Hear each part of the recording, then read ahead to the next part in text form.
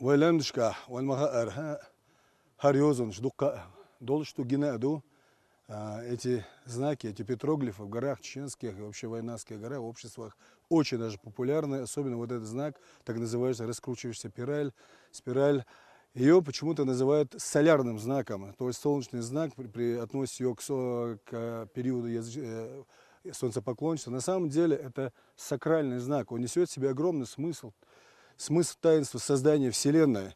То, что наука доказала, то, что нынче эта вся Вселенная была раскручена из одной точки, тоже будет вселенский коллапс и скручена, показано как раз таки на этом рисунке. Потому что в Коране так и сказано, что Аллах Всевышний раскрутил эту Вселенную, все небеса, звезды, и будет день, когда Он свернет эту Вселенную как свитки.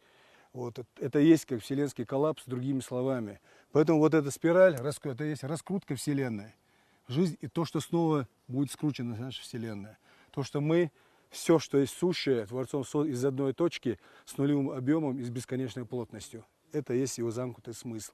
Так же, как и восьмерка горизонтальная, мы ее называем математический знак бесконечность, это тоже чисто сифат Всевышнего, тоже является сакральным знаком бесконечности Всевышнего. Такие моменты. Просто нельзя так легко относиться к петроглифам.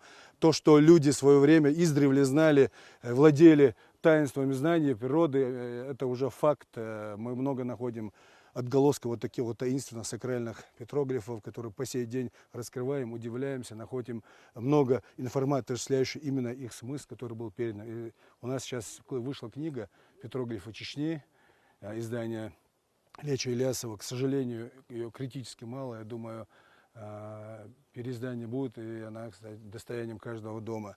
То есть вся история Вселенной заложена на наших петроглифах.